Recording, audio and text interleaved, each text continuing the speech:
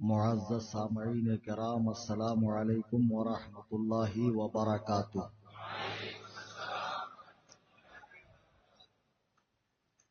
الحمد للہ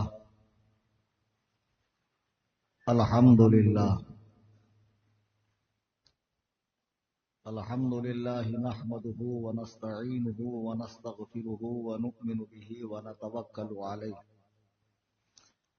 ونعوذ باللہ من شرور انفسنا ومن سیئات اعمالنا، من يهده الله فلا مضل له ومن يضلل فلا هادي له.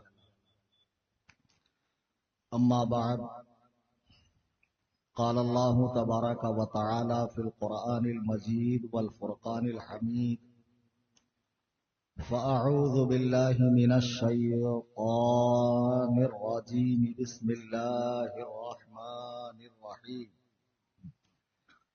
شهر رمضان الذي أنزل فيه القرآن، صدق الله العظيم.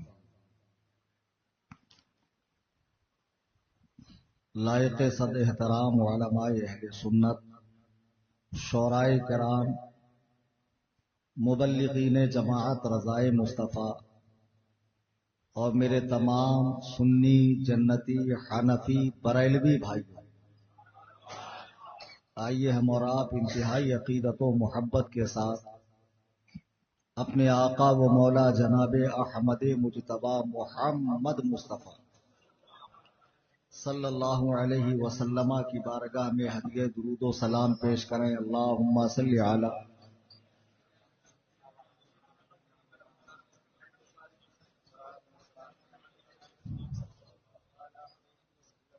صلاۃ و سلام علیک یا رسول اللہ صلی اللہ تعالی علیہ وسلم۔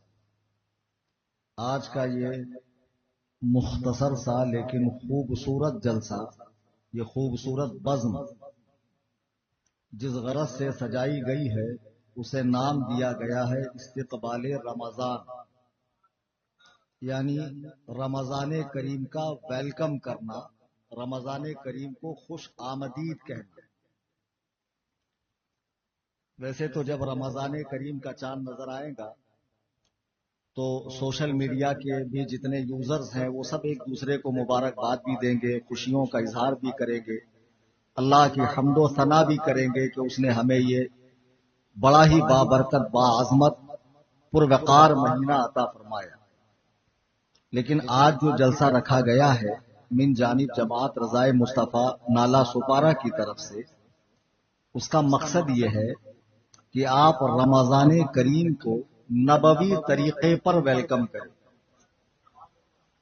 ہمارا اپنا ایک انداز ہے ویلکم کرنے کا، جیسے ہم بہت سارے تہوار، بہت سارے اور بھی دیگر مواقع سیلیبریٹ کرتے ہیں، خوشیاں مناتے ہیں۔ رمضان کے تعلق سے تغافل اور تساہل کا معاملہ نہیں ہونا چاہیے۔ اس کی حساسیت کو سمجھو کہ رمضان ہے کیا۔ میں لفظ رمضان کی لغوی بحث نہیں کر رہا ہوں، اس کا مادہ نہیں بتا رہا ہوں کہ یہ کیسے بنا۔ رمضان کی عظمت، ابھی کئی جگہوں پر استقبال رمضان کے جلسے ہوں گے۔ اب جہاں استقبال رمضان کا جلسہ ہے وہاں اگر رمضان ہی پر بیان ہے تب تو ٹھیک ہے، کوئی اور موضوع پر خطیب صاحب بول دیں تو یہ الگ بات ہے۔ اکثر ایسا بھی ہوتا ہے، جلسے کا عنوان ہوتا ہے کچھ، خطیب صاحب فرماتے ہیں کچھ۔ تو بہرحال ایسا نہیں ہونا چاہیے۔ جو بھی کمیٹی والے ہیں ان کو، خطیب صاحب کو پابند کرنا چاہیے کہ آپ اسی موضوع پر گفتگو کریں۔ بہت اچھا لگا مجھے، مجمع کم ہے لیکن الحمدللہ مجمع میں دم ہے، اور بہت زیادہ خطبہ کو آپ نے انوائٹ نہیں کیا، بہت ورلڈ فیمس شعراء کو آپ نے نہیں بلایا۔ بہت لمبا والا معاملہ نہیں ہے، چھوٹے میں مجھے بھی نپٹنا ہے، میں بھی سمجھ رہا ہوں۔ اور ویسے بھی بامبے سے یہاں آتے آتے آدمی آدھا ہو ہی جاتا، بولنے کو بازو میں ہے لیکن وہ بازو اتنا دراز ہو جاتا ہے کہ آدمی کے اعضاء شل ہو جاتے ہیں۔ مجھے خود ہی اونگ آ رہی تھی بیٹھے بیٹھے۔ بہرحال میں نے قرآن مجید برہان رشید کی ایک آیے مبارکہ پڑھی۔ اللہ فرما رہا شہر رمضان الذی انزل فیہ القرآن، رمضان کا وہ مہینہ جس میں اللہ نے قرآن کو نازل فرمایا۔ ایک بات یہ یاد رکھیں کہ نبی کریم علیہ الصلوۃ والتسلیم سے پہلے جو انبیاء تشریف لائے، مشہور کتابیں 4 ہیں، لیکن 4 سے بہت زیادہ کتابیں اللہ کی طرف سے آئی ہیں۔ تقریباً 100 صحیفے تو حضرت ابراہیم علیہ السلام پر نازل ہوئے۔ تو آسمان سے جتنی کتابیں آئیں وہ سب اسی ماہ مبارک رمضان میں نازل ہوئی۔ قرآن کریم حضور علیہ الصلوۃ والتسلیم پر 40 سال کی عمر سے اترنا شروع ہوا، نازل ہونا شروع ہوا۔ اس کا انداز کیا تھا وہ میں نے اور تقریروں میں بتایا ہے، آپ سماعت کیجئے گا کہ اس کے نازل ہونے کا انداز کیا تھا، اور حضور علیہ السلام کی اس وقت کیفیت کیا ہوتی جب قرآن حضور پر نازل ہوتا۔ یہ جو قرآن کریم ہے اللہ کی طرف سے کتاب کی شکل میں لکھا ہوا پرنٹڈ نہیں آیا۔ یہ جناب جبریل لوح محفوظ پر جاتے، ایک تختی ہے، لوح کے معنی تختی اور محفوظ یعنی جس کی حفاظت اللہ نے اپنے ذمہ کرم پر لی ہے، وہاں کوئی ڈنڈی نہیں مار سکتا، وہاں کسی کی چلتی نہیں ہے، کسی کی رسائی نہیں۔ جناب جبریل وہاں سے قرآن کو دیکھتے، حضور کے بارگاہ میں آتے اور آنے کے بعد قرآن سنا دیتے، پھر سرکار وہ سنا ہوا قرآن جبریل کو سناتے۔ جبریل جب اوکے کرتے، ڈن، فائن، ایک دم 100% صحیح، تو حضور علیہ السلام اپنے 13 کاتبین، کبھی 14 کبھی 13 گھٹتی بڑھتی رہتی، ان کو سناتے، پھر صحابہ اس کو فی الفور لکھ لیتے۔ اس طرح ہم یہ دعوے کے ساتھ کہہ سکتے ہیں کہ ہماری مذہب کا جو مآخذ ہے، جو بیسک ہے، بنیاد قرآن کریم، وہ ایک دم محفوظ ہے، کسی بھی طرح اس میں چھیڑ چھاڑ نہیں ہوئی۔ یہ صحابہ کرام کی محنتیں ہیں کہ حضور علیہ السلام سے لینے کے بعد انہوں نے لکھا، اس کی قرتوں کو، اس کے الفاظ کو، اس کے مخارج کو، پھر بعد کی ادوار میں اس کے اعراب کو، تمام چیزوں کی حفاظت ہوتے ہوتے قرآن کریم جمع ہو کر ہم تک پہنچ چکا۔ تو اللہ پاک نے اسی مبارک مہینے میں قرآن کو نازل فرمایا۔ اب جس طرح ہم اور آپ آج یہاں بیٹھ کر ٹاکی پاڑا کی مسجد میں رمضان کا استقبال کر رہے ہیں، آپ کو معلوم ہے یہ نبوی طریقہ، یہ اصل سنت کہتے ہیں حضور علیہ السلام کی عادت کو، جس کے اپنانے کا حکم دیا گیا۔ ایک مشہور حدیث ہے، وہ تھوڑا سا عجیب لگے گا، اور ایسے ہی امامہ شریف پہن لوں تو پھر میں تقریر نہیں کر پاتا۔ درود پاک پڑھیں، اللہم صلی۔ کوئی ناراضگی ہے بھائی پیچھے والوں؟ درود شریف میں بھی یار کم سے کم چستی دکھاؤ۔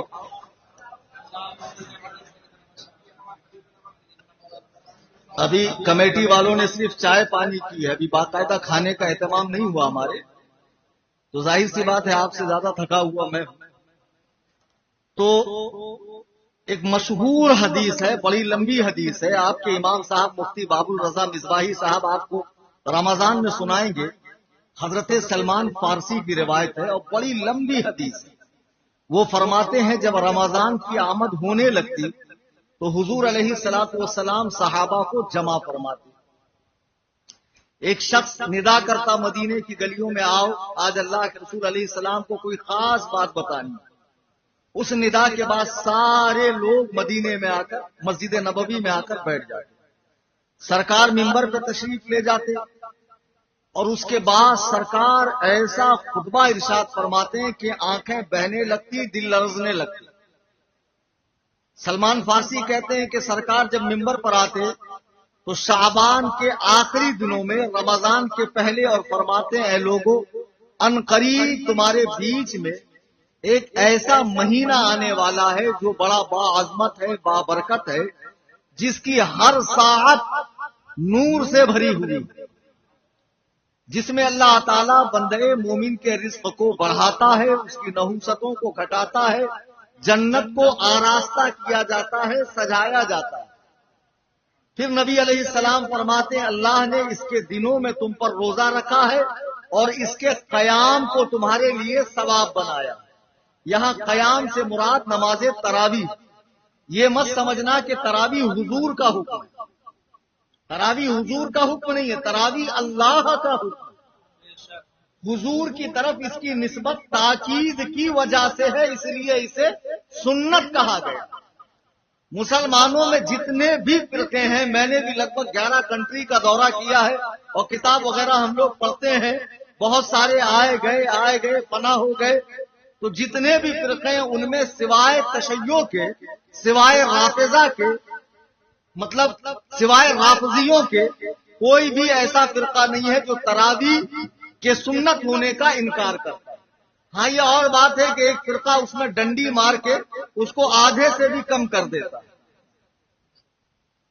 وہ تھوڑا موٹے نفس کے لوگ ہیں، انکار وہ بھی نہیں کرتے، وہ تھوڑا سا ڈسکاؤنٹ دے دیتے اور ڈسکاؤنٹ پر حدیث بھی پیش کرتے ہیں، اور ڈسکاؤنٹ کے چکر میں لوگ حدیث کا لالی پاپ دیکھ کر بھاگتے ہیں۔ بیٹا ایسا مت کرو، یہ بہت بھاری پڑے گا قیامت کے دن، جب اللہ تعالیٰ نوافل سے فرض کو پورا فرمائے گا، تمہارے تو فرض ہی برابر نہیں ہے تو نوافل کا کیا پوچھنا آپ۔ اللہ کے نبی فرماتے ہیں کہ یہ وہ مہینہ ہے، جناب سلمان فارسی کہتے ہیں حضور نے فرمایا یہ وہ مہینہ ہے جس میں اللہ نے دن کا روزہ رکھا ہے اور رات کا قیام رکھا ہے، جس کا اول رحمت ہے، دوسرا عشرہ مغفرت ہے، تیسرا عشرہ جہنم سے آزادی کا ہے۔ پھر حضور نے فرمایا کہ اللہ تعالی نے اس میں اور دنوں کے مقابلے میں اجر و ثواب کو اتنا بڑھا دیا ہے کہ اس میں کوئی اگر نفل کام کرے، نفل کام، تو غیر رمضان میں جو فرض کیا ہے اس کے برابر رمضان میں نفل کا ثواب ہے، یعنی نفل کا ثواب فرض کے برابر ہے اور فرض کا ثواب 70 فرض کے برابر ہے۔ پھر حضور نے ارشاد فرمایا کہ اللہ تعالی کی جو سخاوت کا معاملہ ہے، اس کے رحم و کرم کا معاملہ ہے، وہ اتنا اس مہینے میں جوش پر ہوتا ہے کہ اگر کوئی روزہ دار کو افطار کروائے تو اللہ تعالیٰ اسے بھی روزہ رکھنے کا ثواب عطا فرماتا ہے۔ ایک صحابی نے کہا یا رسول اللہ میں اتنی طاقت نہیں پاتا کہ کسی کو بھر پیٹ کھلاؤں۔ سرکار نے فرمایا اللہ تعالیٰ یہ اجر ایک عدد کھجور اور ایک گھونٹ پانی پر بھی عطا فرماتا، ایک عدد کھجور اور ایک عدد گھونٹ پانی پہ بھی اللہ تعالیٰ روزہ رکھنے والے کے برابر ثواب عطا فرماتا ہے، اور روزہ رکھنے والے کے ثواب میں بھی کمی نہیں ہوتی ہے، اسے بھی بھرپور دیا جاتا ہے۔ پھر اللہ کے نبی علیہ السلام فرماتے ہیں جو اس مہینے میں اپنے غلاموں پر، اپنے خادموں پر رحم کا معاملہ کرے، ان سے کام کم لے، اللہ تعالیٰ اس کی مغفرت فرماتا ہے۔ یہ پوری مکمل ایک حدیث ہے جو بہت مشہور ہے، مشہورہ نہیں کہہ رہا ہوں، مشہور حدیث ہے، آپ نے علماء سے سنا ہے۔ پھر اللہ کے نبی فرماتے ہیں اس میں 4 کام کرنے، جو 2 کام ایسے جس سے رب راضی ہوگا اور 2 ایسے جس کے کیے بغیر تم کو چھٹکارا نہیں ہے۔ تو حضور نے فرمایا 2 کام جس سے رب راضی ہوگا، رمضان میں کثرت سے کلمہ طیبہ کا ورد کرنا، کلمہ طیبہ۔ چلیے سنا دیجیے آپ، لا الہ صلی اللہ علیہ وسلم۔ تو کثرت سے رمضان کریم میں کلمہ طیبہ کا ورد کرنا اور استغفار کرنا، اور 2 کام ایسے ہیں جس کے بغیر تم کو چھٹکارا نہیں ہے۔ نمبر 1 اللہ سے جنت کی طلب اور جہنم سے پناہ مانگنا، یہ 4 کام تمہیں کرنے ہیں۔ اب ذرا غور کیجئے کہ اسلامی مہینے 12 ہیں، کوئی مہینہ ایسا ہے کہ جس کے آنے کے پہلے حضور نے صحابہ کو مسجد میں بلا کر اس کی عظمت کا خطبہ دیا ہو؟ کوئی بھی مہینہ نہیں سوائے رمضان کے۔ جیسے ہمارے گھر میں کوئی بہترین مہمان آنے والا ہو تو ہم بچوں کو بلاتے ہیں، بیوی کو، بہنوں کو، گھر والوں کو بلا کر کہتے ہیں دیکھو اب جو مہمان آنے والا ہے وہ بڑا باعظمت ہے، با کمال ہے، پروقار ہے، بہت اعلیٰ شخصیت کا مالک ہے، اس کی خدمت میں کوئی کمی نہ ہو، ہر اعتبار سے اس کا دل خوش ہونا چاہیے۔ تو اس سے پتا چلتا ہے کہ جب کوئی وی آئی پی گیسٹ ہمارے گھر میں آنے والا ہو تو ہم اپنے بچوں کو اس کے حوالے سے بتاتے ہیں۔ سوچئے کہ رمضان آ رہا ہے اور اللہ کے رسول صحابہ کرام کو رمضان کی تیاری کے لیے ابھار رہے ہیں، پھر اللہ کے نبی علیہ الصلوۃ والسلام رمضان کے حوالے سے ارشاد فرماتے ہیں کہ بندہ مومن کو اللہ تعالیٰ اس مہینے میں رزق کو بڑھا دیتا ہے اور شیاطین کو قید کر لیتا ہے، شیاطین کو اس مہینے میں قید کر لیتا ہے۔ اب بعض لوگ یہ خیال کرتے ہیں کہ جب رمضان میں شیطان قید ہو جاتا ہے تو لوگ گناہ کیسے کرتے ہیں؟ جو بہت عادی قسم کے مجرم ہیں ان کے گناہ تو رمضان میں بھی نہیں چھوٹتے۔ بھائی میرے اگر فریج سے آپ بوتل نکالو گے امیجیٹ تو اس کے اوپر جو پانی کے قطرات ہیں جو ٹھنڈ سے پیدا ہوئے ہیں وہ فوراً ختم نہیں ہوں گے، اس کو پگھلنے میں بہت وقت لگتا ہے۔ جو 11 مہینہ نفس شیطان سے دوستی کیے ہوئے ہیں اور ہر لمحہ اللہ و رسول کی مخالفت آپ کر رہے ہیں، توحید کی ضد شرک کو اپنائے ہوئے ہیں، سنت کی ضد بدعت کو اپنائے ہوئے ہیں، تو یقیناً 11 مہینے کی یہ نحوست رمضان میں نکلتی رہتی ہے۔ رمضان میں شیاطین قید ہو جاتے ہیں، لیکن یہ نفس جو ہمارے ساتھ لگا ہوا ہے یہ ہمیں گناہوں پر ابھارتا ہے۔ رمضان میں ہمیں اسی نفس کو کچلنا ہے اور اس رمضان کو انشاءاللہ اللہ و رسول کو راضی کرنے والے کام کرنے۔ اب ذرا اس حدیث کی تفصیل میں جائیے کہ اللہ کے اماں عائشہ صدیقہ بخاری کی حدیث ہے، جب کسی صحابی نے پوچھا کہ حضور کا کیا معاملہ تھا رمضان و غیر رمضان میں، تو آپ فرماتی ہیں کہ حضور کی نماز کا حال رمضان میں مت پوچھو، 1 ماہ ایسا گزرتا جب انبیاء کے تاجدار اپنی پیٹھ کو بستر سے نہیں لگاتے، اپنی پیٹھ کو بستر سے نہیں لگاتے، یعنی اتنا اللہ کو راضی کرنے والے کام کرتے، رات بھر آپ قیام فرماتے، دن بھر روزہ رکھتے، رمضان میں عبادت کو کثرت سے کرتے۔ ذرا غور کیجئے، جو بلا شک و شبہ بخشایا ہے، جس کے جنتی ہونے میں کوئی شک نہیں ہے، بلکہ کائنات ہی جس کے قدموں کا صدقہ ہے، وہ اپنے رب کو راضی کرنے کے لیے رات بھر کھڑا رہے، اس کے پائے اقدس میں ورم آ جائے، اما عائشہ کہے یا رسول اللہ اپنی حالت پر رحم کھائیے اور کچھ آرام کر لیجئے۔ اللہ کے نبی فرماتے ہیں اے عائشہ کیا میں اپنے رب کا شکر گزار بندہ نہ بنوں؟ اللہ اکبر کبیرہ۔ پانی دے، درود پاک پڑھیں، اللہ صلی اللہ۔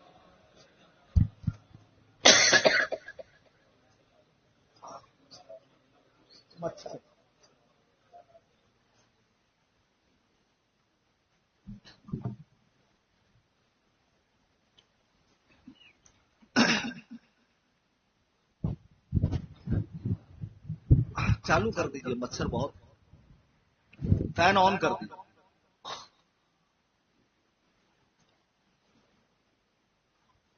عزیزان گرامی وقار،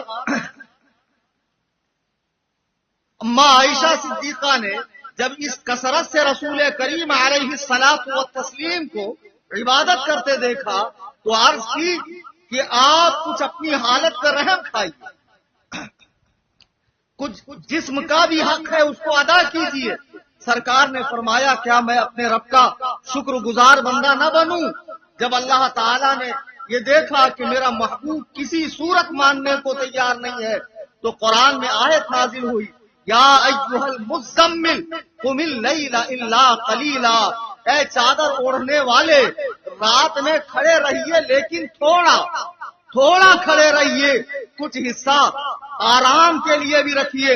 لیکن وہی اماں عائشہ فرماتی ہے کہ رمضان میں نبی کریم علیہ الصلوۃ والسلام کی عبادت کا حسن اور اس کی طوالت اور اس کی زیادتی مت پوچھو کہ وہ اتنی حسین ہوتی کہ پوری رات آپ اللہ کی عبادت میں گزارتے اور ایک مہینہ رمضان کا ایسا ہوتا کہ آپ اپنی پیٹھ کو بستر سے نہ لگاتے.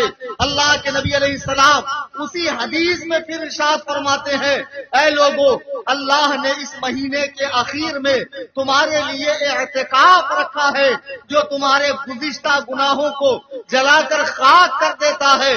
ذرا اندازہ لگائیے کہ نبی رحمت صلی اللہ علیہ وسلم صحابہ کے سامنے رمضان کی عظمت کا خطبہ پڑھ رہے ہیں اور اللہ فرما رہا ہے ہم نے قرآن کو اسی مہینے میں نازل فرمایا. پھر سرکار فرماتے ہیں اللہ نے اس مہینے میں ایک رات ایسی رکھی ہے جس کے بارے میں قرآن نے کہا کہ وہ 1000 راتوں سے بہتر ہے. انا انزلناه في ليلة القدر وما ادراك ما ليلة القدر ليلة القدر خير من 1000 شهر جو 1000 مہینوں سے بہتر. اب یہ 1000 مہینے کتنے ہوتے؟ 84 سال 83 سال 4 مہینے کا 1000 مہینہ ہوتا. اللہ نے اس مہینے میں ایک رات ایسی بھی دی ہے کہ کوئی اس میں جاگے اور جاگ کر اللہ کو راضی کرے. اگر وہ رات وہ پا لے تو گویا اس نے 1000 مہینے عبادت کی. اصل میں صحابہ نے عرض کیا رسول اللہ پچھلی امتوں کی عمریں بہت زیادہ ہوتی تھی, بہت لانگ لائف جیتے تھے وہ, ہم لوگوں کی لائف شارٹ ہے. حدیث میں ہے کہ میری امت کی عمریں اکثر 60 سے 70 کے درمیان ہیں. تو وہ لوگ تو زیادہ عبادت کرتے تھے 1000 سال. اب ہم کتنی بھی عبادت کر لے تو ہماری اور ان کی عبادت کا مقابلہ بنتا نہیں. تو سرکار نے فرمایا غم نہ کرو, اللہ نے تمہیں ایک رات ایسی بھی دی ہے کہ تم اس میں جاگو اور جاگ کر اللہ کی عبادت کرو تو گویا تم نے 1000 مہینے جاگ کر عبادت کی ہے. وہ شب قدر ہے جو رمضان کے آخری عشرے کی 5 طاق راتوں میں سے ایک ہے. 21, 23, 25, 27, 29. اب ذرا سوچئے کہ اس میں سے کسی شخص کو 10 شب برات شب قدر مل گئی. بھئی 5 میں سے کوئی ایک ہی ہے نا کنفرم. اس میں سے کسی نے اگر 10 سال کنٹینیو طاق راتوں میں جاگا اور شب قدر کو پایا تو آپ سوچئے اسے کتنے 1000 مہینے جاگنے کا ثواب ملا. یہ جو اللہ کا انعام ہم پر آ رہا ہے اس کی ناقدری مت کرو. اللہ اس میں شیطان کو قید کرتا ہے, جنت کو سجاتا ہے. ہم اپنے گھر میں, آج میں یہاں تقریر کے لیے آیا تو مجھے صاحب خانہ نے بتایا آپ آنے والے تھے اس لیے میں نے گھر کی اوپننگ نہیں کہ آپ کے مبارک قدم پڑھے. آپ تاج الشریعہ کے خلیفہ ہیں, آپ کو ان سے فیض ملا, ہم کو آپ سے فیض ملے. یہ عقیدت, یہ محبت ہے. اللہ سلامت رکھے, باقی رکھے. اپنے اماموں سے ایسی ہی محبت کیجیے. اب مجھ جیسے ناکارہ گنہگار سیاہکار احقر الکونین کے لیے یہ اہتمام ہو تو ذرا سوچئے کہ رسول کریم جس مہینے کی آمد سے پہلے خطبہ دیں, نبی کی نگاہ میں اس مہینے کی کتنی عظمت. پھر جیسے میرے آنے پر بچے نے گھر سجایا, اللہ جنت کو سجا رہا, شیاطین کو قید کیا جا رہا. جیسے آپ کے نالا سپارہ میں کوئی بہت بڑا منتری سنتری, کوئی بہت بڑا ورلڈ فیمس آدمی آئے تو آپ کو معلوم ہوگا پرشاسن والے کیا کرتے ہیں. ایک تو امیڈیٹ راستے صاف کر دیے جاتے ہیں, شہروں کو مصنوعی لائٹنگ سے سجایا جاتا ہے, اور شہر میں جو تڑی پار ہے, 2 نمبر ہے, بیچن ہے, جتنے بھی موالی ٹائپ کے لوگ ہیں, آڑے ٹیڑے ریکارڈ والے, سب کو اٹھا کے اس کے آ کر جانے تک اندر رکھا جاتا، حالانکہ اس نے اس موقع پر کوئی گناہ نہیں کیا، لیکن پرشاسن والے نہیں چاہتے ہیں کہ بد امنی پھیلے، شہر کے اندر ماحول خراب ہو، تو جن کا ریکارڈ بیڈ ہو اس کو اٹھا کر جیل میں ڈالتے ہیں۔ اللہ رمضان کے آنے سے پہلے ابلیس اور اس کی ذریت کو قید کر دیتا۔ یہ اتنا مبارک مہینہ، افسوس جب یہ مہینہ ہمارے بیچ آتا، ہم میں سے کتنوں کی حالت ایسی ہے کہ جو اس مہینے میں روزہ نہیں رکھتا، اور جب پوچھا جائے تو ایسا ٹچا عذر پیش کریں گے، ایسا ٹچا عذر پیش کریں گے کہ جو ہرگز قابل قبول نہیں ہے۔ بندے کو تو آپ سیٹسفائی کر بھی لو، بندے کی آپ تسلی کر بھی لو، کیا آپ اللہ کو مطمئن کرو گے؟ ہٹے کٹے لوگ صرف گٹکے کی وجہ سے، سگریٹ کی وجہ سے، یا ٹھوسنے کے لیے نہیں، ہم سے ہوتا نہیں، گلے میں خرابی ہے۔ رمضان کی قدر کرو، خدا کی قسم رمضان کا چھوٹا روزہ تم رمضان بعد تو رکھ لو گے کیا، لیکن کیا تم رمضان جیسا نور لا سکتے ہو، رمضان جیسی برکت لا سکتے ہو، رمضان جیسا کیف و سرور لا سکتے ہو، رمضان جیسا پر نور ماحول لا سکتے ہو؟ ارے ذرا دیکھو تو صحیح، اسی نالا سپارہ میں کتنے غریب طبقے کے لوگ رہتے ہیں، لیکن جب رمضان آتا ہے آٹومیٹکلی سب کے دسترخوان پہ ہزاروں نعمتیں ہوتی ہے جو سال بھر نہیں دیکھا، سال بھر نہیں دیکھا، اللہ رب العزت کھلا رہا۔ عجیب ماحول نورانی ہو جاتا، مسجدیں آباد ہو جاتی ہے، تلاوت کا زور ہو جاتا ہے، جہاں دیکھو نور ہی نور ہوتا ہے۔ ایسے ماحول میں اگر کچھ لوگ روزہ نہ رکھیں، رمضان کی قدر نہ کریں، اتنی فضیلت والا یہ مہینہ ہے، اس کی سحری کھانے کو اللہ کے نبی فرماتے ہیں ان اللہ و ملائکتہ یصلون علی المتصحرین، اللہ اور اس کے فرشتے سحری کھانے والوں پر درود بھیجتے ہیں۔ سرکار نے فرمایا سحری کھاؤ اور یہود کی مخالفت کرو، سحری کھاؤ، ان کے اور ہمارے روزوں کے بیچ میں فرق سحری کا لقمہ ہے۔ لیکن میں نے ایسے بھی پہلوان دیکھا جو سحری میں یہاں تک ٹھوس لیں گے اور سحری کے بعد ہی ان کو عجیب عجیب بیماری لگ جاتی، روزہ نہیں رکھیں گے، اور جب کہا جائے میاں تم روزہ رکھتے نہیں ہو، سحری کھا رہے ہو، تو پلٹ کے جواب دیتے پکا کافر بن جاؤں، تھوڑا بھی مسلمان نہ رہوں، کم سے کم سحری کھا کے مجھے تھوڑا سا مسلمان رہنے کا احساس تو دلاؤ۔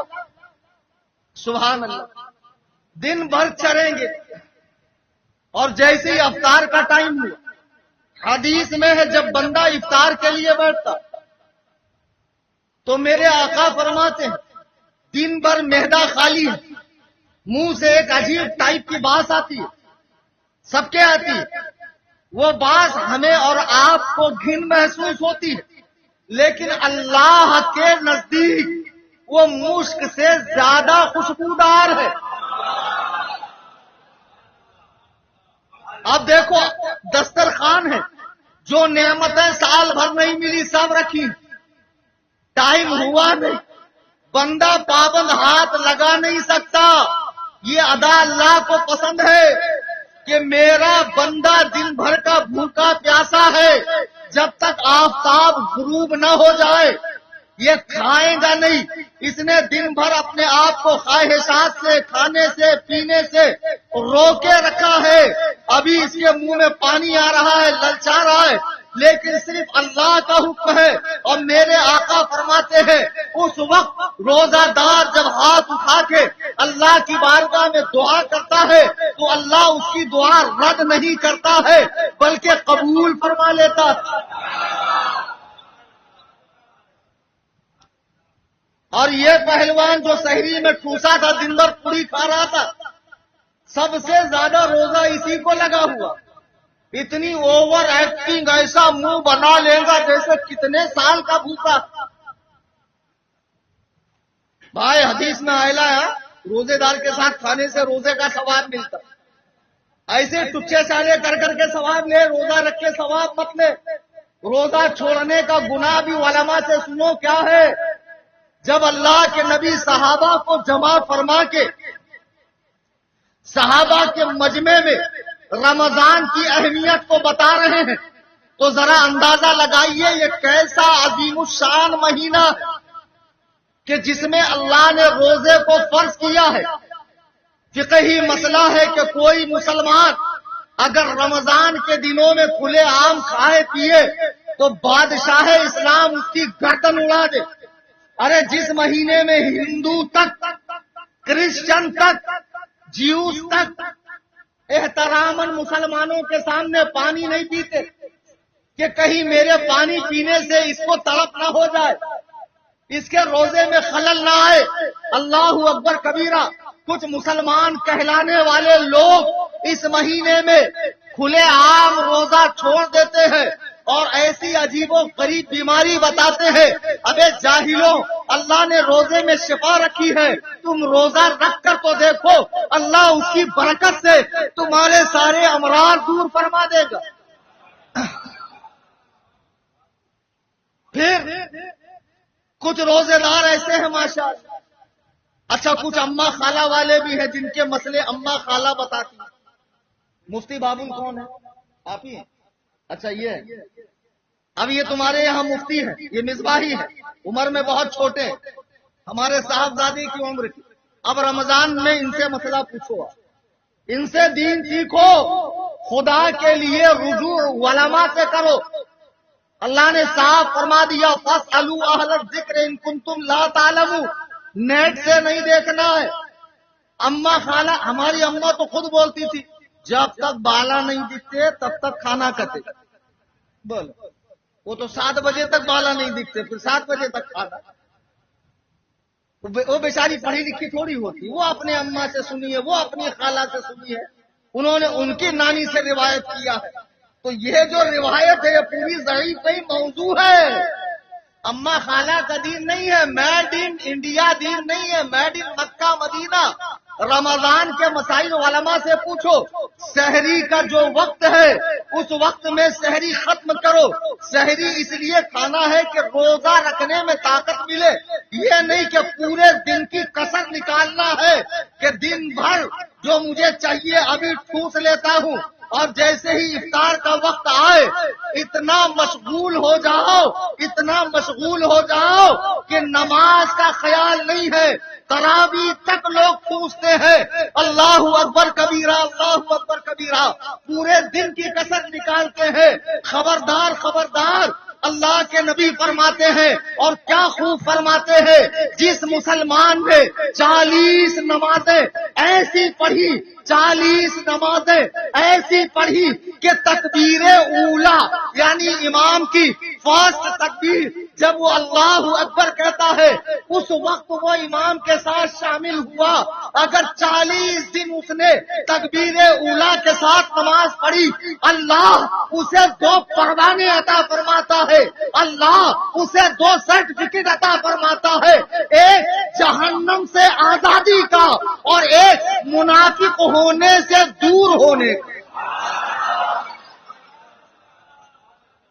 نعرہ تکبیر، نعرہ رسالت، غازی ملت، مسلک اعلی حضرت، نعرہ تکبیر.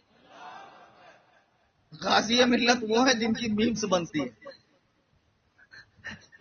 خیر، آج آپ سوچ رہے ہوں گے حضرت کا ٹریک چینج کیسے ہو گیا اصلاحی بیان. تو آپ جو چاہ رہے ہیں وہ مسجد ہے، اللہ کا گھر ہے، بڑا احترام ہے، اور جو موضوع ہے اسی پر مجھے گفتگو کرنی ہے. میں چاہتا ہوں کہ مجھے بار بار یاد کیا جائے من جانب ڈاکٹر امتیاز صاحب، آفتاب صاحب، دیگر حضرات کی. تو بہرحال اب لوگ افطار میں اتنا مشغول ہوتے ہیں، افطار دونوں چل جاتا ہے. بھائی پکڑنے کی کوشش مت کرنا. اور ایک تو میں مہاراشٹرین ہوں، تو جہاں ہے ہوتا ہے وہاں میں ہے بولتا ہوں، اور جہاں ہے ہوتا ہوں وہاں ہے بولتا ہوں. میں بولتا ہوں حضرت علی فرماتے ہیں حالانکہ وہ فرماتے ہیں بہرحال اب لوگ افطار میں اتنا مشغول ہوتے ہیں کہ ماشاء اللہ پیٹ العلوم شکم سیر ہوتا ہے، اور جو اندر دنیا بھر کا بھر کے رکھا ہے وہ آپس میں لڑنے لگتے ہیں۔ اس کے بعد پھر جب جاتے ہیں حضرت فری ہونے کے لیے، اس میں تراویح چلی گئی، خدارا ایسا مت کرو اللہ کے لیے، رمضان میں سحری کرنے کے بعد اونگ آتی ہے، شیطان تو نہیں ہے لیکن یہ جو نفس ہے 11 مہینے شیطان کے ساتھ رہا ہے، یہ تھپکیاں دے کے سلاتا ہے، ارے ابھی بہت ٹائم ہے، نہیں سونا، ٹھنڈے پانی سے وضو کرو، ٹھنڈی میں بڑا مزہ آئے گا، مسجد میں آؤ، تلاوت کرو، قرآن کو کھولو، قرآن کو پڑھو۔ دیکھو مولانا کو گولڈن چانس سمجھ لو، رمضان میں ان کو خالی مت بیٹھنے دو، ان سے فائدہ لو، ان سے علم سیکھو، ان کی خدمت بھی کرو اور بھرپور خدمت کرو۔ ایک امام کا گزارا 17-18 ہزار میں نہیں ہو سکتا ہے۔ پیروں کو ٹھوسنے والوں، باباؤں کی جیبیں بھرنے والوں، اپنے علماء کو آگے کرو، اس لیے کہ نبی نے اپنا وارث علماء کو بنایا ہے، بابوں کو نہیں بنایا۔ خوش کرو گے انشاءاللہ۔ پھر آؤ مسجد میں تلاوت کرو۔ اب قرآن کریم آپ کہیں گے پڑھنا نہیں آتا، پڑھنا نہیں آتا نا، کھول کے خالی ایسے انگلی پھیرو، صرف انگلی پھیرو، چومو، سر پہ رکھو، چھاتی سے لگاؤ، رو، کیوں نہیں آتا؟ سیکھوں گا۔ آپ کو دنیاوی علوم سیکھنا فرض نہیں تھا، وہ علم فرض تھا جس سے آپ کی آخرت بنے، دنیا میں اسلامی زندگی گزارو، وہ سیکھنا فرض تھا۔ قرآن سیکھو، اور سیکھنے میں جو تم غلطیاں کرتے ہو، نبی فرماتے ہیں جو قرآن کو اٹک اٹک کے پڑھتا ہے اسے فاسٹ پڑھنے والوں سے 2 گنا زیادہ ثواب ملتا، 2 گنا زیادہ ثواب ملتا۔ ہم کو ہیبٹ ہے، ہم نے مدرسے میں زبان کی نوکوں پلک کو درست کر لیا، ہم اسپیڈ سے نکل لیں گے، لیکن جب تم اٹک اٹک کے پڑھو گے، مشقت میں آؤ گے، خدا کی قسم ثواب ہے۔ اور اس رمضان میں کئی قرآن ختم کرنے، فجر پڑھ لی، اس کے بعد مسجد میں رک جاؤ، 20 منٹ کے بعد چاشت ہے، اشراق ہے، پڑھ لو، کاروبار پہ نکل جاؤ۔ روزہ ہوں، بوال نہیں کرنے کا، پتہ ہی نہیں چلنا چاہیے۔ امام اعظم نے 45 سال عشاء کی وضو سے فجر کی نماز پڑھی اور 45 سال روزہ رکھا، گھر سے ٹفن لے کر آتے، گھر والوں کو لگتا مارکیٹ میں کھاتے، لیکن یہاں طلبا کو کھلا دیتے۔ ہمارے بزرگوں نے سوائے ایام ممنوعہ کے جن دنوں میں روزہ رکھنا حرام ہے، بقرعید کے 3 دن، بقرعید کے 4 دن، اور ادھر کا 1 دن، جو دنوں میں روزہ رکھنا حرام ہے، 3 دن جو 4 دن جس میں روزہ رکھنا حرام ہے، اس کے علاوہ پورا سال روزہ رکھتے۔ اب کیا ہم سے رمضان کا روزہ بھی نہیں ہوگا جو فرض ہے اور جس کی فرضیت نص قطعی سے ثابت ہے، نص قطعی سے ثابت ہے۔ روزہ رکھنے کے بعد کام دھندا بند، آرام، اتنا سو کہ ڈائریکٹ افطار میں اٹھو، ساری نمازیں چلی گئی، اور عجیب مسئلے پوچھتے فون کر کے، مفتی صاحب روزے میں داڑھی کاٹ سکتے؟ کیا بولوں، کاٹ سکتے؟ کیا بولوں؟ تو پھر تو میں ویسا مفتی ہوں، میں بولتا ہوں بیٹا داڑھی تو غیر روزہ میں بھی کاٹنا حرام ہے، تو فون رکھ۔ عجیب مسئلے پوچھیں، اور رات میں غسل فرض ہو گیا، اس لیے میں نے روزہ نہیں رکھا۔ کوئی پورا دن بھی ناپاک رہے تب بھی روزہ ہو جائے گا۔ روزے کے لیے باقی شرط نہیں ہے، روزے کے لیے میں مسئلہ نہیں بتا رہا ہوں، مسئلے آپ مفتی صاحب سے پوچھ لیں، لیکن اس طرح پورا دن گزارنا حرام۔ آپ فجر ہی میں غسل کر لو، سحری کر لو، فجر میں مسجد میں آؤ، تلاوت کرو مسجد میں، فجر کے بعد آپ اشراق چاشت ایسے سر جھاڑ منہ پہاڑ ایسا گلا ہوا یہاں وہاں پڑا مت رہو، کرے کیا روزہ لگ گیا، روزہ لگتا ہے پاگل ہے تو، روزہ کیسے لگے گا؟ ایسا رہو ایک دم فٹ اینڈ فائن، روزہ صحت ہے۔ آج سائنس کہہ رہا ہے آدمی کو اپنے معدے کو آرام دینا چاہیے، کچر کچر کچر کچر ٹھوستے رہو تو یہ پیٹ العلوم بڑا نہیں ہوگا تو کیا ہوگا؟ جو آیا ایک پیر صاحب سے بہت پہنچے ہوئے، تھوڑا پیر لوگ کو تو یاد کر لوں، کیا خیال؟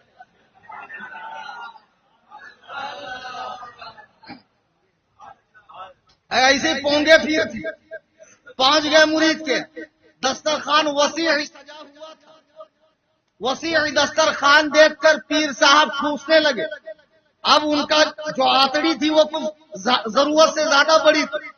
پھر اس کے بعد بولے دیکھو کھانے کے بعد میٹھا کھانا چاہیے، لاؤ میٹھا، کھانے کے بعد میٹھا سنت ہے، میٹھا کھا۔ میٹھا ہونے کے بعد بولے میٹھے کو درمیان میں کرنا سنت ہے، کچھ نمکین لاؤ۔ پھر وہ 2-4-10 کو گرم گرم روٹی لایا، وہ کھائے۔ بولے اس کے بعد چاپ کھانا سنت ہے، پان کھانا سنت ہے، یہ کھانا سنت ہے، بوٹی کھانا سنت ہے۔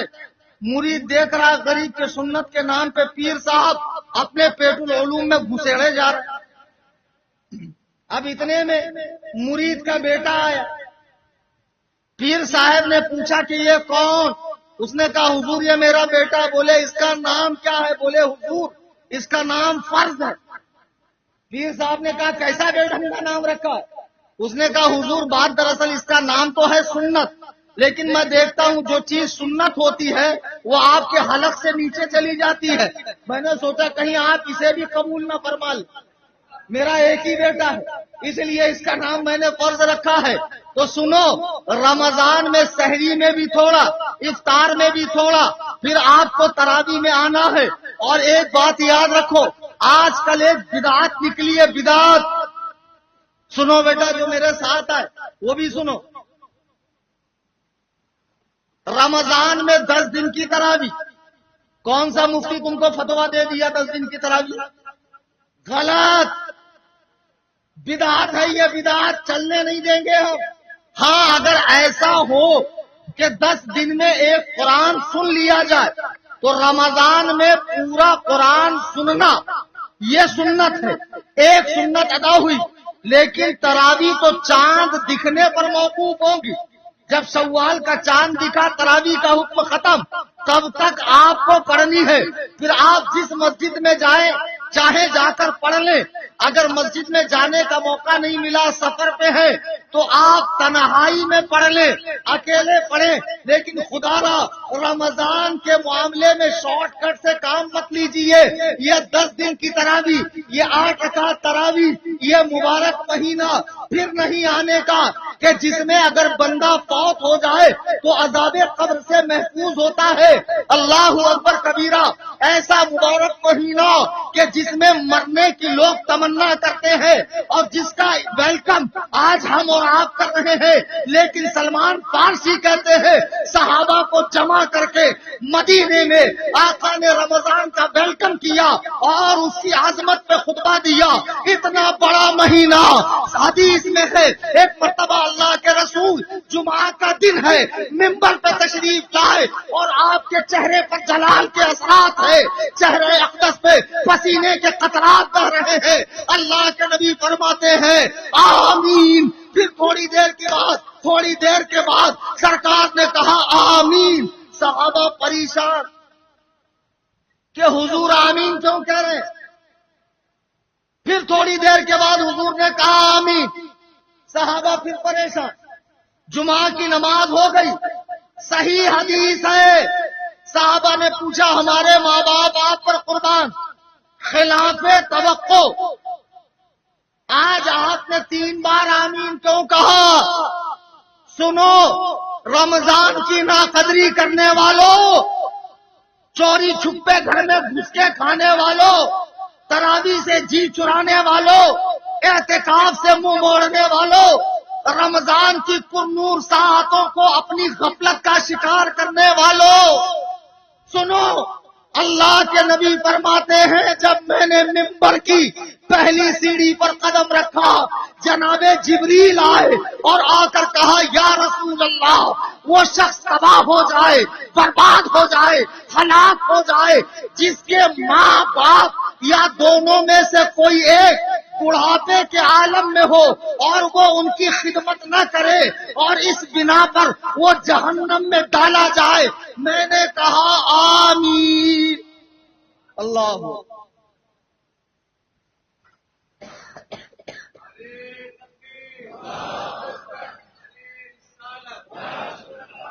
پھر سرکار نے کہا فرمایا جبریل نے کہا یا رسول اللہ تباہ ہو جائے برباد ہو جائے ہلاک ہو جائے خاک آلود ہو اس کی ناک جس کے سامنے آپ کا نام لیا جائے اور وہ آپ پر درود نہ پڑے. میں نے کہا آمین.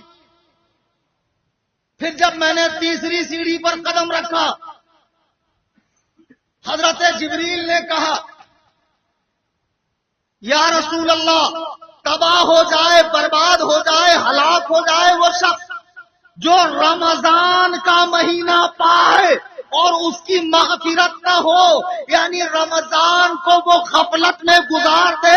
میں نے کہا آمین.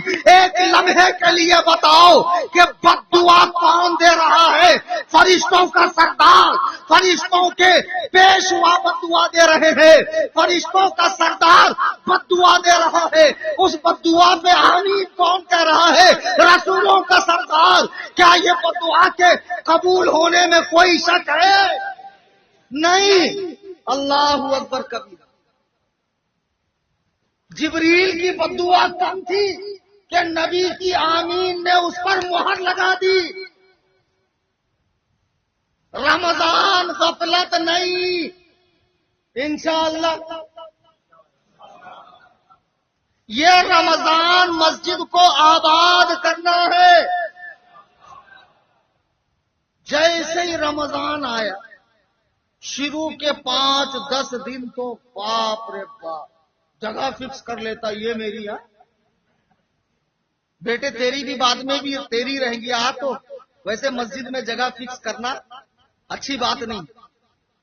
یہ مسجد ہے نا اللہ کا گھر ہے. کسی کے باپ کی جاگیر تھوڑی یہاں کسی کی نہیں چلی. یہاں سب ہم نوکر ہیں سب نوکر ہیں. یہ اتنی باعظمت جگہ ہے. سوچو رمضان کے آخری میں کیا ہوتا ہے اعتکاف میں 10 دن ایک بندہ اپنے ماں باپ رشتہ دار بیوی کا حسین چہرہ بچوں کا پیارا چہرہ کاروبار چھوڑ کر درے کریم پر آ کر بیٹھ جاتا ہے. 10 دن یہی سب ملتا ہے اور کہیں نہیں ملے گا. جو ملے گا تمہیں بازار میں نہیں ملے گا گھر میں نہیں ملے گا. یہ چھپری باباؤں کے پاس نہیں ملے گا یہاں ملے گا. وَإِذَا سَأَلَكَ عِبَادِي عَنِّي فَإِنِّي قَرِيبٌ. جب میرے بندے پوچھیں کہ میں کہاں ہوں بتاؤ میں قریب سے قریب. آپ کا ہارٹ ہے دل کے پاس ایک رگ ہے جس میں زندگی. اللہ فرما رہا نحن اقرب الیہ من حبل الورید. تمہارے دل سے تمہاری زندگی کی جو نس ہے میں اس سے بھی زیادہ قریب. 10 دن ایک بندہ اعتکاف کی نیت کر کے راتوں دن مسجد میں پڑا ہے. اللہ اکبر. کیسا کریم ہے. اللہ نے اسے مہمان بنا کے رکھا. اب یہاں بھی آ کے اعتکاف میں موبائل ہی چلائے ریلی دیکھے اسنیپی مارے. کیسے چلے گا رے بھائی؟ اے اسنیپ والے ذرا سن. ارے ایسا دیکھو مت اس کی بے عزتی ہو جائے گی. یہ بہت غلط ہے. مجھے جس کو بولنا میں اس کو بولوں. یہ جو سریقہ ہے نا اس میں عجیب بیماری. وہ ایک بہو کی شادی ہو کر آئی بیچاری تو اس کی ساس پرانے خیال کی تھی. فوراً بیٹے کو فون لگایا دیکھ بہو کو مرغی آ گئی. بولے وہ کیسے؟ بولے وہ منہ ٹیڑھا ٹیڑھا کر رہی تھی. بولے اماں وہ سیلفی لے رہی اس کو مرغی نہیں آ گئی. جو 10 دن یہاں رہے گا وہ اپنے آپ کو اتنا نکھارے ایسا سنوارے اللہ کی غلامی میں اس کی بندگی میں اپنے آپ کو دے دے اور ایسا اللہ کا تقرب حاصل کرے. سبحان اللہ. 10 دن جو جہنم سے آزادی کے ہیں مسجد میں تمہیں مل رہے. خدا کی قسم معتکف کو کیا کرنا چاہیے؟ 5 وقتہ نماز تو پڑھنی ہے.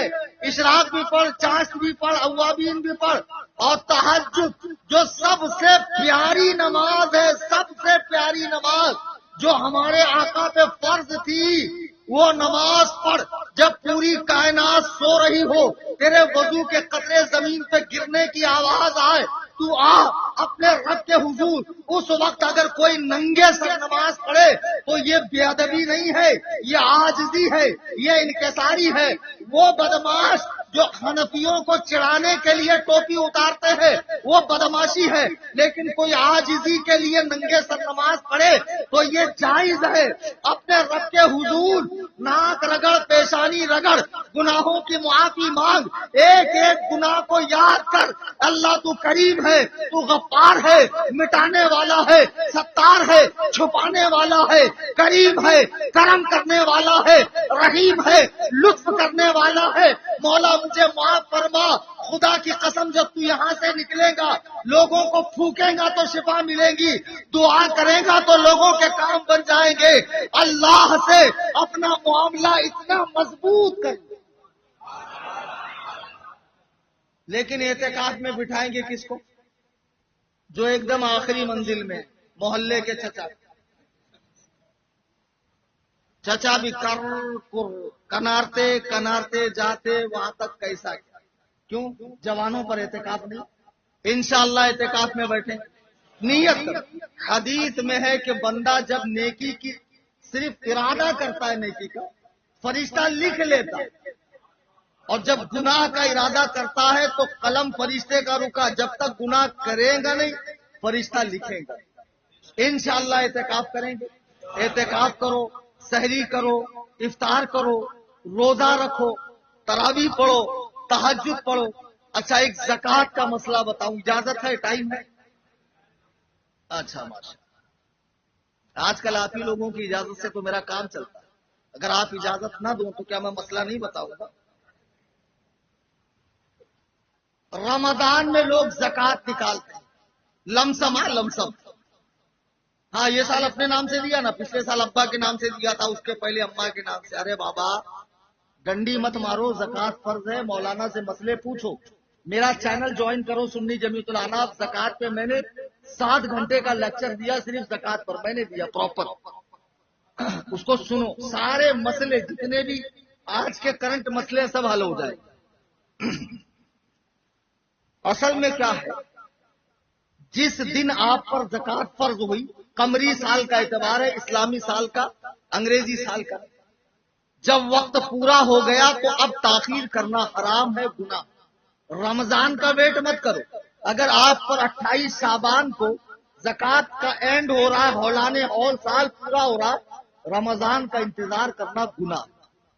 ہاں کسی کی زکوٰۃ رمضان کے بعد اور وہ پہلے دے رہا ہے کہ رمضان میں زیادہ ثواب ملتا ہے تو یہ جائز ہے، پہلے دے سکتے. اچھا اب رمضان میں اگر آپ پر زکوٰۃ نہیں بھی ہے تو خیر خیرات تو کرو. اب میں تو دیکھتا ہوں کہ رمضان میں نان مسلم مسلمان بن کے آتے، برقع پہن کے، داڑھی رکھ کر. یعنی مسلمان ایسا ہو جاتا رمضان میں، خالی لٹاتا، خالی لٹاتا. سال بھر رونے والا رمضان میں خوش رہتا ہے. بچوں کو کپڑے بھی آتے، گھر بھی سجتا ہے، گھر کلر بھی ہوتا ہے، کھانے پینے کی چیزیں بھی آتی. ارے اللہ پاک اتنا نوازتا ہے کہ لوگوں کے سمجھ میں نہیں آتا. سب کے دھندے چلتے، سب کا کاروبار. ماشاء اللہ ماشاء اللہ، یہ رمضان کی برکت ہے. بھائی صحیح بولنا ایمانداری سے، کوئی دوسرے مہینے میں اتنا نہیں ہے. رمضان کا تو مزہ ہی کچھ الگ. اللہ غالباً حدیث ہے، ہاں حدیث، یقیناً حدیث. اللہ کے نبی فرماتے ہیں کہ میری امت کو اگر پتا چل جائے رمضان کیا ہے تو میری امت تمنا کرے کہ اے کاش پورا سال ہی رمضان. کتنے بڑے بدبخت ہیں وہ جس کی تیاری نبی کریں، جس کے لیے اللہ جنت کو سجائے، شیاطین کو قید کرے، وہ اس مہینے کے گزرنے کی دعا کرے. کب جاتا رمضان، کب جاتا رمضان. بدبختوں شرم کرو. خود تو روزہ رکھتے نہیں، ہٹے کٹے تمہارے بچے روزہ رکھتے نہیں، ذرا سا بخار آیا نہیں چاہے ماں روزہ مت رکھ، بخار آیا، خدا کی قسم روزے میں شفا ہے، روزہ رکھوا کر تو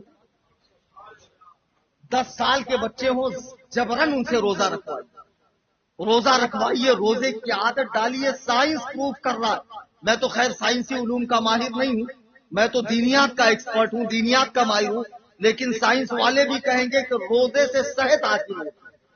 روزہ رکھو اور روزے کی عادت ڈالو، رمضان کی قدر کرو، اس مہینے کو اپنی غفلت کا شکار نہ بناؤ۔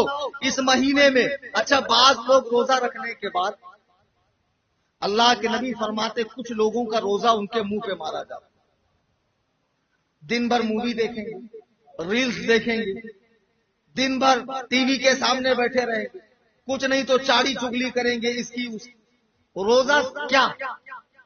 کھانے پینے اور جمع سے، یعنی بیوی کے قریب ملنے سے رکنے کا نام روزہ ہے۔ صبح صادق سے غروب آفتاب نہیں، روزہ اور بھی چیزوں کا، روزہ کان کا بھی ہے، روزہ ناک کا بھی ہے، روزہ آنکھ کا بھی ہے، روزہ منہ کا بھی ہے، روزہ پیروں کا بھی ہے۔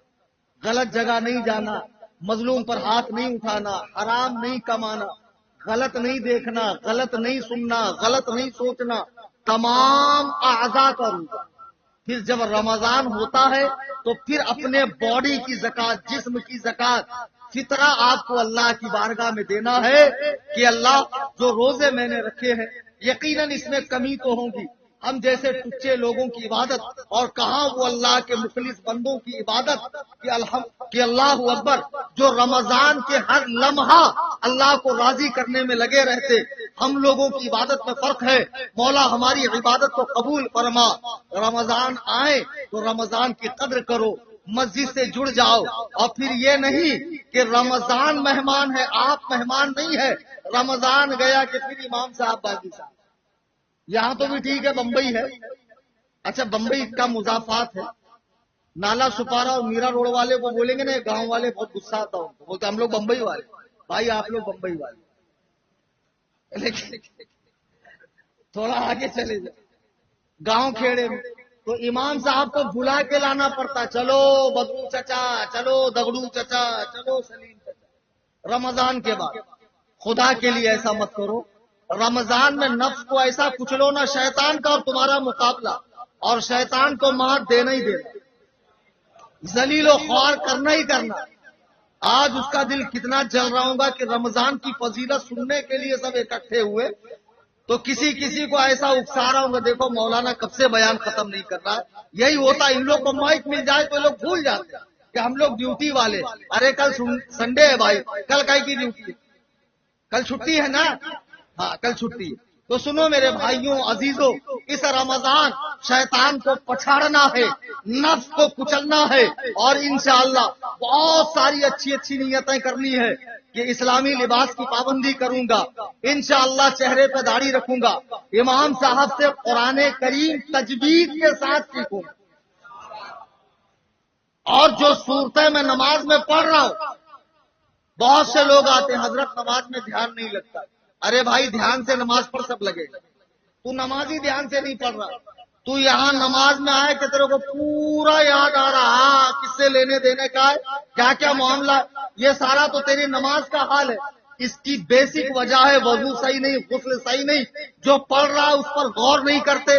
ایک بزرگ رحمت اللہ علیہ، اللہ والوں کی نماز کو دیکھو، فرماتے ہیں جب بھی وہ نماز پڑھتے ہر نماز کے لیے نیا لباس پہنتے، اور فرماتے میں ہر نماز ایسی پڑھتا ہوں کہ میں پل صراط کے پل پہ کھڑا ہوں، میری دائیں طرف جنت، بائیں طرف جہنم ہے، اور اللہ میرے سامنے موجود ہے جسے میں دیکھ رہا ہوں، اور میں ایسے نماز پڑھتا ہوں جیسے یہ میری آخری نماز ہے۔ اللہ اکبر۔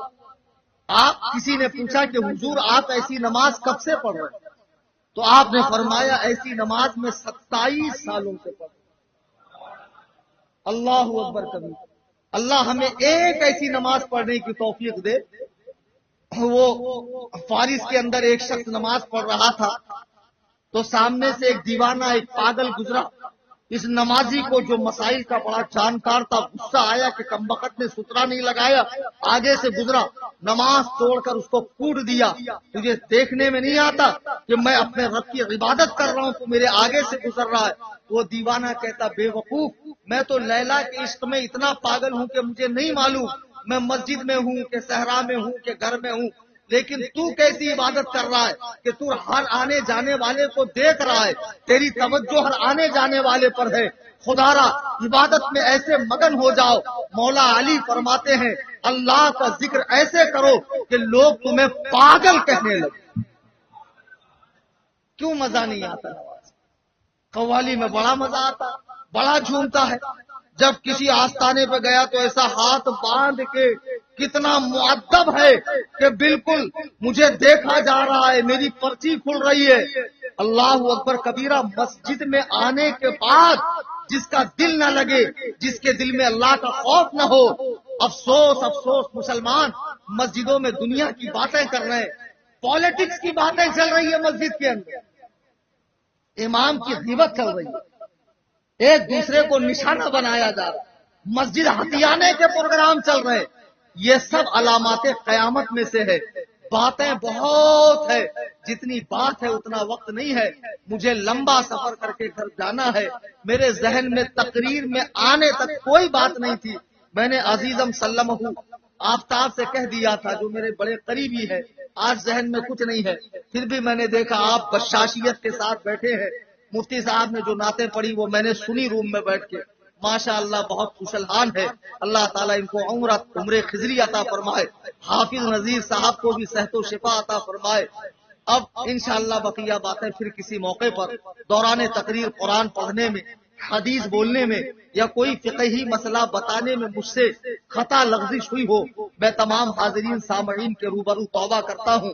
استغفر اللہ ربی من کل ذنب واتوب الیہ۔ آپ سب مل کر پڑھیں لا الہ الا اللہ محمد رسول اللہ صلی اللہ علیہ وسلم، وما علینا الا البلاغ۔